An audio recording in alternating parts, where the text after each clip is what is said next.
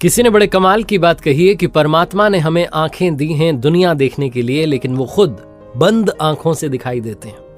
नमस्ते दोस्तों, मैं हूं आरजे कार्तिक। एक बहुत छोटी सी कहानी है। एक राजा जो कि भगवान का बहुत बड़ा भक्त था, लगातार ध्यान पाठ पूजा करता रहता था।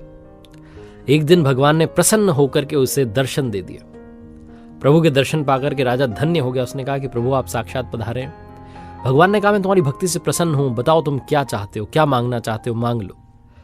राजा ने हाथ जोड़ करके कहा कि भगवान कुछ नहीं चाहिए, आपकी कृपा से राज्य में सब कुछ अच्छा चल रहा है, धन धान्य संपन्न है राज्य, प्रजा खुश है, सब अच्छा है। बस एक इच्छा मन में थी, आपने आज मुझे दर्शन दे दिए, क्या आप मेरी पूरी प्रजा को भी दर्शन दे देंगे? बहुत अच्छे लोग हैं मेरे राज्य के। भगवान मुस्कुराए, उन्होंने कहा कि नहीं, ये हो नहीं सकता है। राजा ने हाथ जोड़ करके गिड़गिड़ा करके कहा कि अब आप आ ही गए हैं तो मेरी इस इच्छा को पूर्ण कर दीजिए। मैं चाहता हूं कि प्रजा में जितने लोग हैं सब आपके दर्शन करें। वो जिद पर अड़ गया राजा। भगवान जो थे और खड़े हुए थे, उन्होंने कहा मुस्कुराते हुए कि ठीक है भाई, तुम्हारी इच्छा है। भक्त की जिद थी, माननी पड़ी। भगवान ने कहा कल मैं आता हूं, ये जो आपके महल के ठीक सामने दूर पहाड़ दिखाई देता है वहां पर आऊंगा और सारे लोगों को दर्शन दूंगा, लेकर आ जाना। राजा ने कहा ठीक है। भगवान ये कहकर के अंतर ध्यान हो गए। राजा ने मंत्री को बुलाया, ढिंडोरा पिटवा दिया, राज्य में घर घर जाकर के बता दिया कि कल सुबह सबको आना है और राजा साहब के साथ चलना है भगवान के दर्शन करने के लिए। सारी जनता इकट्ठी हो गई, सब लोग जाने लगे। भीड़ थी, लंबी लाइन। महल से थोड़ा सा आगे निकले तो देखते हैं कि रास्ते में तांबे के सिक्कों का ढेर लगा हुआ है।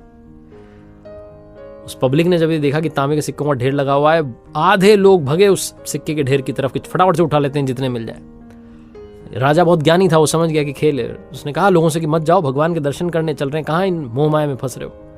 50% पब्लिक गायब हो गई। राजा चलने लगा। उसने कहा चलो छोड़ो, जो गए जो गए। पीछे पलट के देखता तो उसे लगा कि अभी भी आधी जो जनता है मेरे साथ है, मेरे राज्य में पाठ पूजा करने वाले लोग हैं, अच्छे लोग हैं, इन्हें दर्शन मिल जाएंगे, कोई बात नहीं। थोड़ा आगे चले तो चांदी के सिक्कों का ढेर दिखाई दिया। अब की बार फिर से जो 40% पब्लिक थी वो भग गई।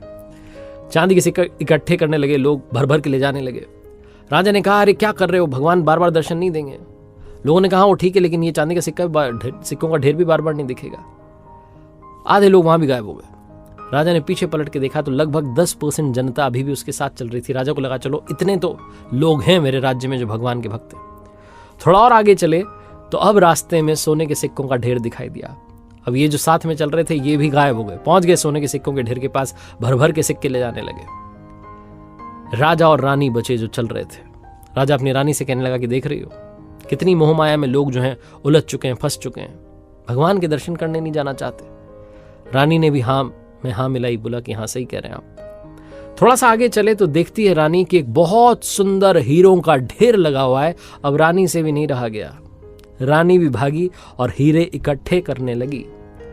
राजा जो था अब अकेला ही चला जा रहा था उस पहाड़ की तरफ, विरक्त मन से। उसे लगा क्या है ये दुनिया। राजा पहुंचा उस पहाड़ पर जहां भगवान ने कहा था दर्शन देंगे। साक्षात प्रभु प्रतीक्षा कर रहे थे। राजा ने जाकर के प्रणाम किया। भगवान ने पूछा कि कहाँ है आपकी प्रजा, कहाँ है वो प्रियजन जिनके लिए आप चाहते थे कि मैं आऊं और दर्शन दूं। राजा ने शर्म के मारे सर झुका लिया, क्षमा मांगने लगा। भगवान ने कहा क्षमा मत मांगो, मुझे मालूम था वो आएंगे ही नहीं। मेरे पास सिर्फ वही आता है जो मुझ तक आना चाहता है। जो मटेरियलिस्टिक चीजों में, भौतिक वस्तुओं में उलझा हुआ है वो कभी प्रभु का दर्शन कर ही नहीं सकता। जब तक मोह माया में उलझे रहेंगे तब तक वहां नहीं पहुंच पाएंगे, वरना प्रभु तो अपने भक्तों के लिए प्रतीक्षा कर ही रहे होते हैं। एक बार फिर से वही बात जो अक्सर आपसे कहता हूं, कर दिखाओ कुछ ऐसा कि दुनिया करना चाहे आपके जैसा।